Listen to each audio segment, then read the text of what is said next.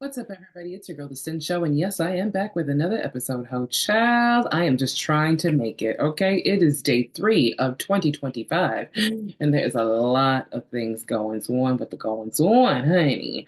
But in today's video, this is an update video, okay? Once again, we are talking about, well, not once again, child, more like this is an update video to the young man who was axed, you know what I'm saying, by somebody because he decided to let people know about what was going on with OpenAI, honey. We're talking about the whistleblower Suchir Balaji. Now, I have found a couple of things for us to react to. One of them in particular was an interview by his parents. And honey, I stand by the parents because, hey, this is your baby. And the gag was he had a purpose and he was on purpose and he did what he had to do. Okay. And it took a lot of courage and bravery for him to do what he did. So let's actually react to this together.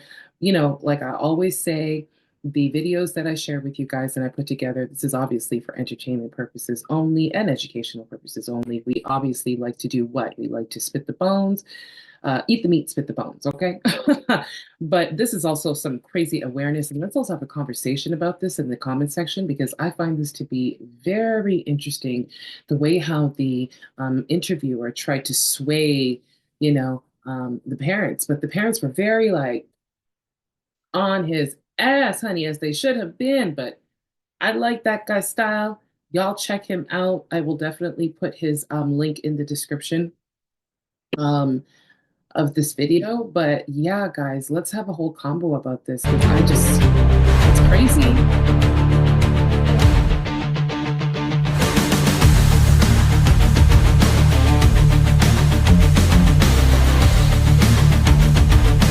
So I'm going to stop this and we're going to read this together. He says, okay, Suchir Balaji, he says, I recently participated in a NYT, which is New York Times story, about fair use and generative AI and why I'm skeptical fair use, quote unquote, would be a plausible defense for a lot of generative AI products.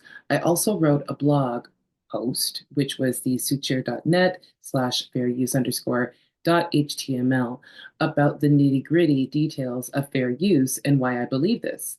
To give some context, I was at OpenAI for nearly 4 years and worked on ChatGPT for the last 1.5 of them. I initially didn't know much about copyright, fair use, etc., but became curious after seeing all the lawsuits being filed against Gen AI companies. When I tried to understand the issue better, I eventually came to the conclusion that fair use seems like a pretty implausible defense for a lot of generative AI products for the basic reason that they can create substitutes that compete with the data they're trained on. Now, I've written up the more detailed reasons for why I believe this is in my post. Okay. Obviously, I am not a lawyer. Okay. But I still feel like it's important for even non-lawyers to understand the law, both the letter of it, or is it both the latter? Both the letter of it, okay, and also why it's actually there in the first place. That being said, I don't want this to read as a critique of ChatGPT or OpenAI per se, because fair use and generative AI is a much broader issue than any one company or any one product. And that's a fact. This is becoming massive. Okay. It's no longer just the two massive conglomerates, no longer. I highly encourage ML, machine learning researchers, to learn more about copyright. It's important. It's really important. I don't know what that says. And really important, I guess, too, or something. It's really important. We'll find out, child. And precedent that's often cited, like Google Books, isn't actually as supportive as it might seem. He then says, feel free to get in touch if you'd like to chat about fair use, ML, or copyright. I think it's a very interesting intersection. My email is on my personal website. Wow, so brave of him because he really did want to have the conversation. He really did want to have the conversation and kind of get to the bottom of it, because I mean, this man was very passionate clearly about what he did. He was very open to everything that was going on. And I think, um, when you're really into those two spaces, especially, there's so much that is happening, but he was seeing so much that was happening. Let's continue, y'all. Let's continue.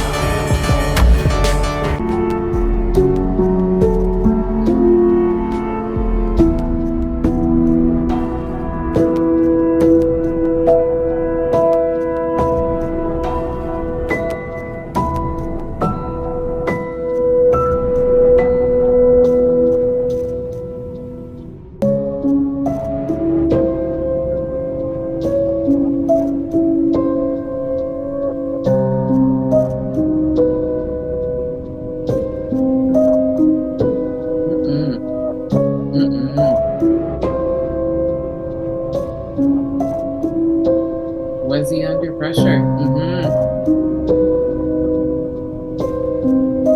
A vigil tonight for the whistleblower researcher of OpenAI who died last month. It was held in Milpitas for 26-year-old Suchir Balaji. There are a lot of questions about his death. Balaji's parents hired a private investigator just yesterday. They don't believe their son would have died by suicide.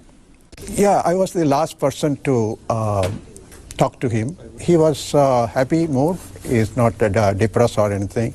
And it was his birthday week. He made plans of going to CES in January.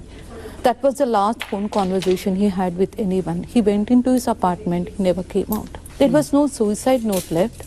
And there is nobody else in the scene. That doesn't mean they can just come to conclusion.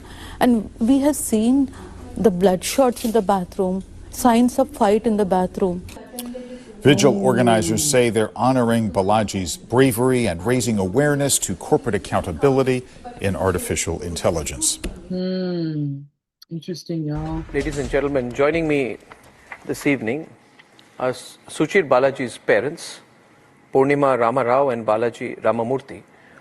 Thank you, both of you, for joining me this evening. And personally and on behalf of everyone at Republic, our sincerest condolences, sir and ma'am, on this terrible, terrible loss.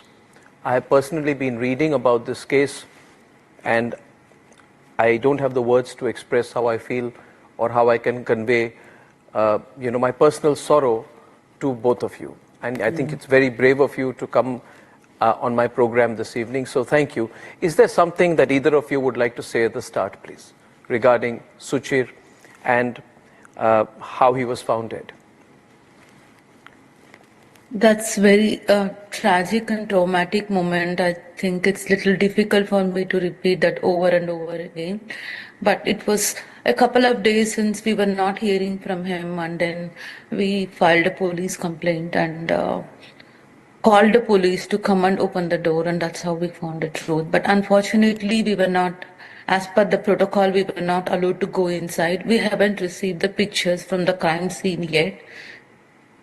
And at this moment, it's a lot of questions in front of us. The fact that we have come here shows that he was very brave, and he was not backing off under any situation. Right. He was extremely brave. What we feel is it doesn't really add up that the way he went public and he openly spoke about it, and he had a publication. Someone who's that bold cannot take these kind of steps. That's our first call. Mm-hmm. There are two things which come to my mind. First of all, he went on a holiday. He seemed perfectly all right. He seemed perfectly all right when he spoke to both of you last. And there is nothing to indicate that he would take his own life. Nothing. He had a blast of his life. It's a tragedy that November 21st was his birthday. He celebrated birthday dinner with friends, cut his cake on 21st evening. 27th, he headed back to LA.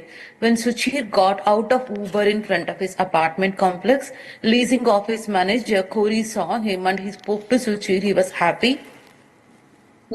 And we also spoke to his friends who accompanied him to the trip to LA and Catalina Island. We have the pictures, and they also confirmed he was upbeat and happy. He had a blast. You know, he became a whistleblower against the most powerful AI company in the entire world. Did you speak to him about his decision to go public, about his concerns and what he knew about the inner workings at OpenAI or in the field of artificial intelligence? And was there pressure on him after he went public?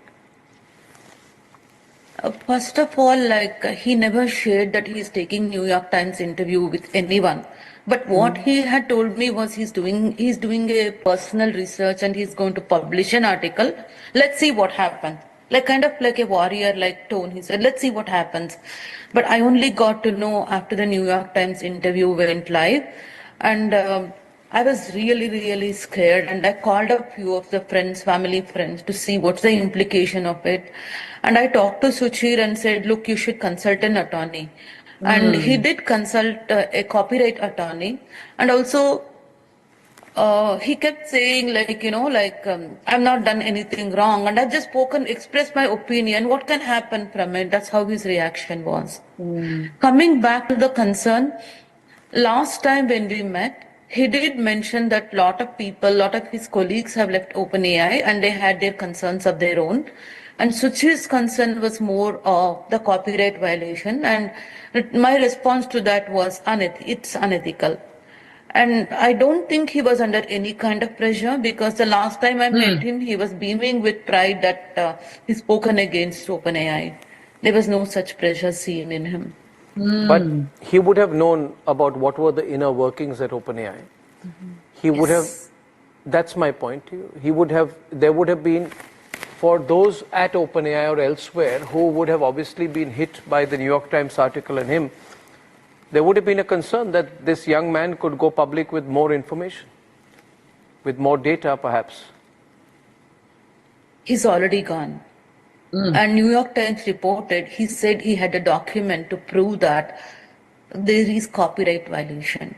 And he had planned and lined up interviews with many other press, for example, Associated Press on December 2nd. And on December 3rd, Associated Press called on his mobile phone and we took the phone. We knew that he was planning to take a legal action against OpenAI. And we are yet to discover what that legal action is and what his concerns were.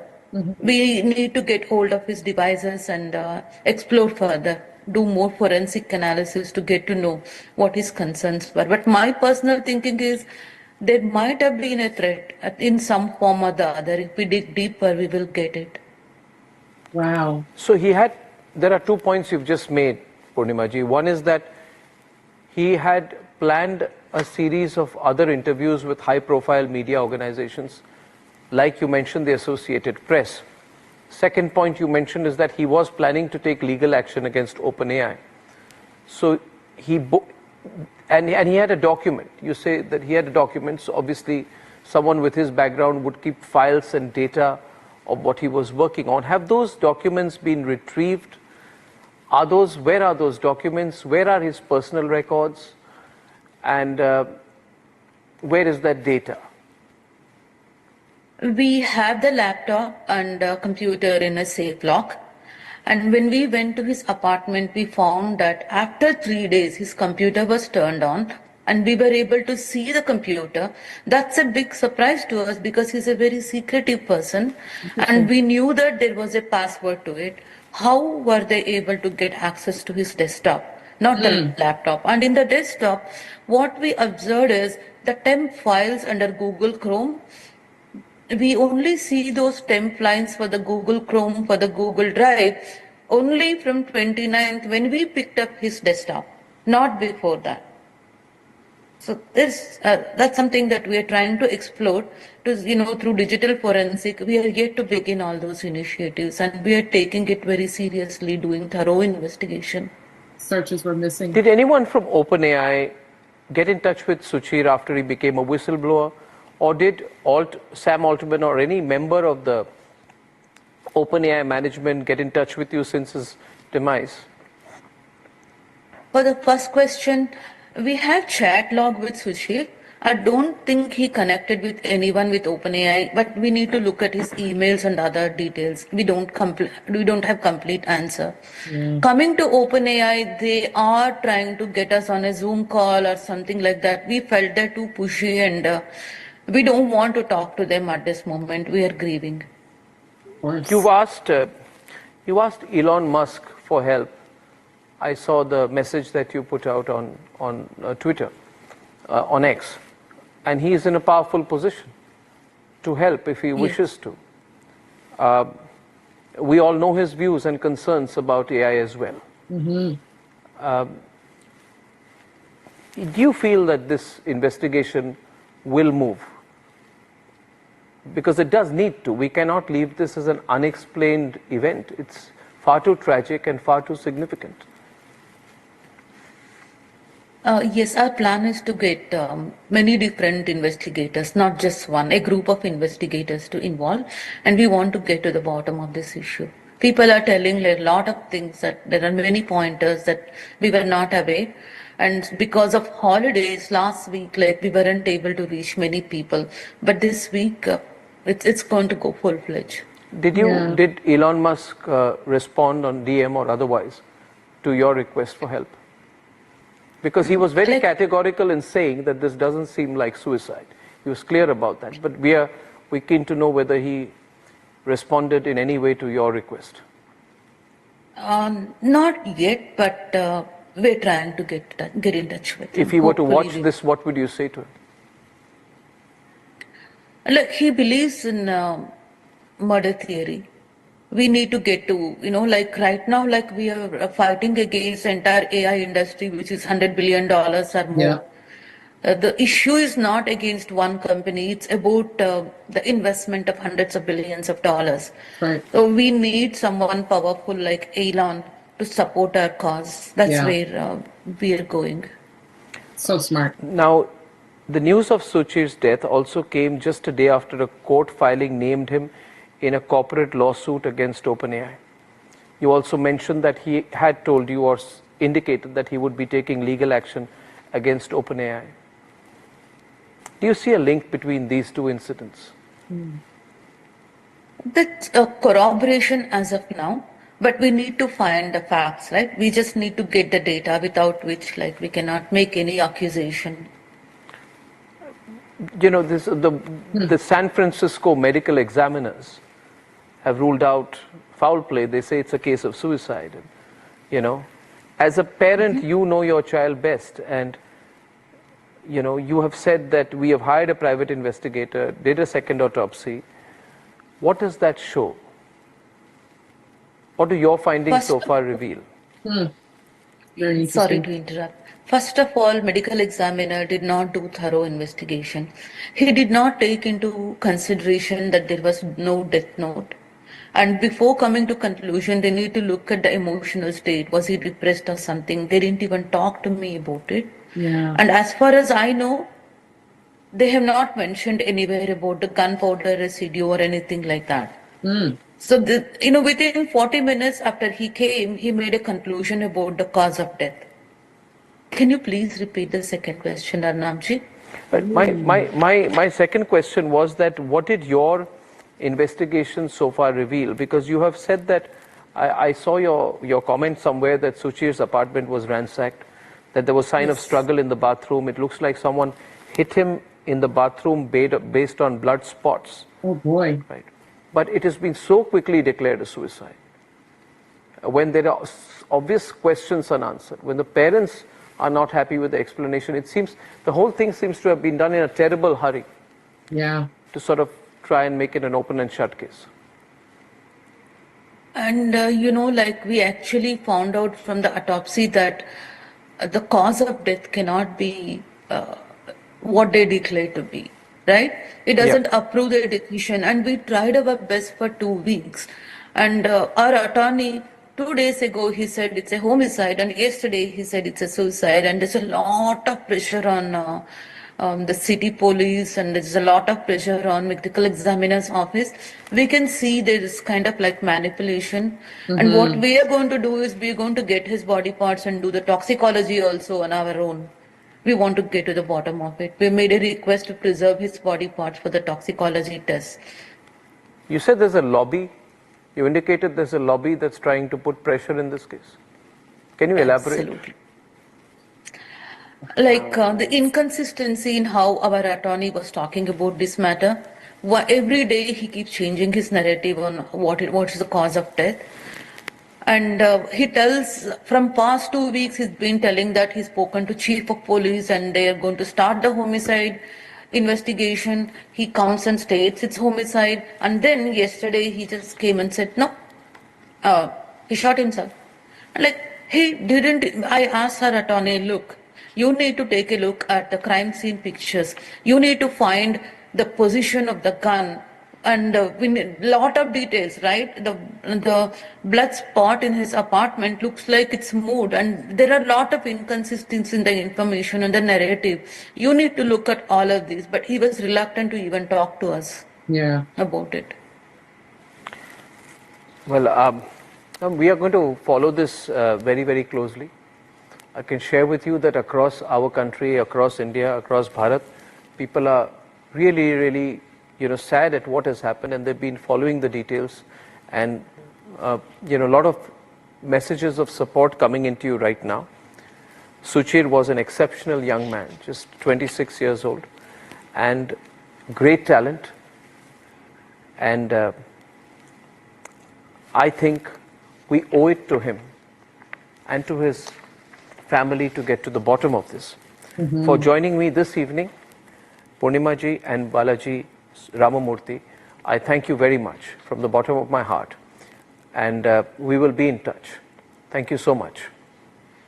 Thank you, Arnabji. Thank you, ma'am. Thank you. Well, guys, that is the video, and TBH, as in to be honest, Kevin. To be honest,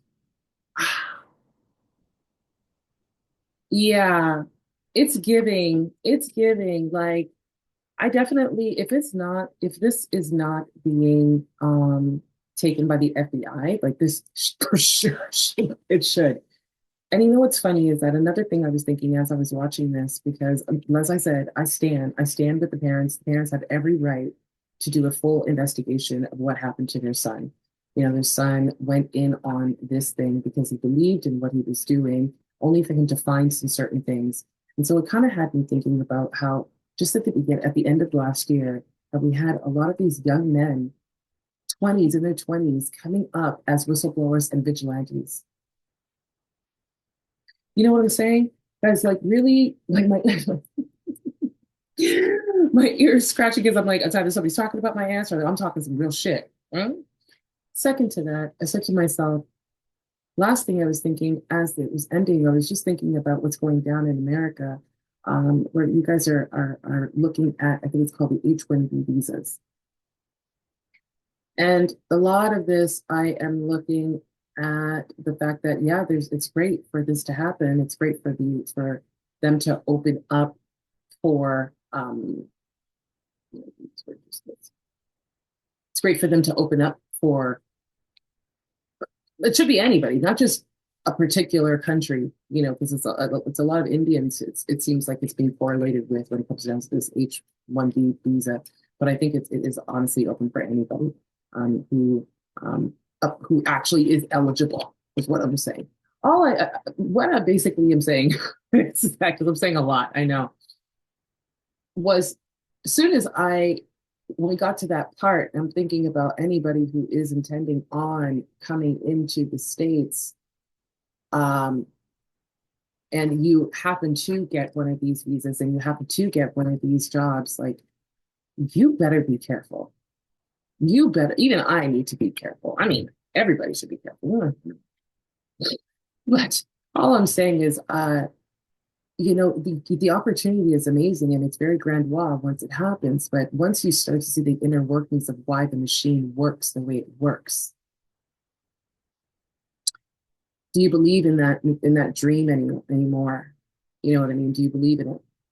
And I think that's where, and what maybe Suchir had seen and was wanting to kind of let people know, because copyright, let's also have that conversation of copyright. Me as a singer and songwriter, um, I I have to think about copyright. It is my intellectual property that I am putting out, that I'm using to create, and I have to be aware that anybody who might want to take an interest into my art or my intellectual property can at any time rip it off and not pay me correctly. You know what I'm saying? They can use my likeness, they can use and if it's AI, honey, they can use my likeness, they can use my voice, they can use my vocal fry, whatever the fuck I'm using today.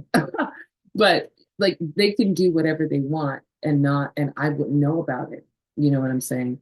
And I think that if it applies, if it's something that we already put towards arts and literature and anything else that we put up, that we also should be honestly putting copyright towards AI resources, products, tools, because it's all intellectual, it's all ideas, it's all property, it's all that kind of intellectual property. Anyways, that's all I have to say about this in this video, guys. What do you think about this? And should the FBI really probe this investigation? Or is this a little too messy? Because this, just like his mother said, God bless her. Oh, she was right when she was like, we're not just looking at OpenAI. We are looking at all of them. It's no longer the one because my son was linked to it. It's all of them. They're all one and the same. Okay. And if it applies to OpenAI, then it should apply to all of them. And so I really am sending my love and energy to them and to their family. And it seems like 2025 is really going to be that year of justice, maybe. You know what I'm saying? Like, let's just see how this works, because this is such an interesting case, because it goes deeper than just this young man who is the whistleblower. Let's look at 2025 as, it's like you got Luigi and what he did. Yes, it was wrong what he did, but there's something else about it that makes it right, it looks like. And then you have this that happens to Suchir, and it's not wrong what he did, but they made it look like it was wrong. It's just so interesting to me. It's so interesting. Anyways, guys, that's all I have to say for this video. Let's have a conversation about it. I just want to say Happy New Year once again. If I did not say that in the beginning of the video, Happy New Year to all of you guys. All to the new subscribers, what's up? I hope you guys enjoyed this video, and let's have a conversation about it in the comment section. Do like this video if you do actually like this video. And also, if you actually like this video, please do share it. Okay, the sharing is caring. That's what we like to do here. Anyways, guys, I'll see you in the next video. Also, if you have not subscribed, what are you waiting for? Just subscribe. That's all I'm going to say. All right, bye.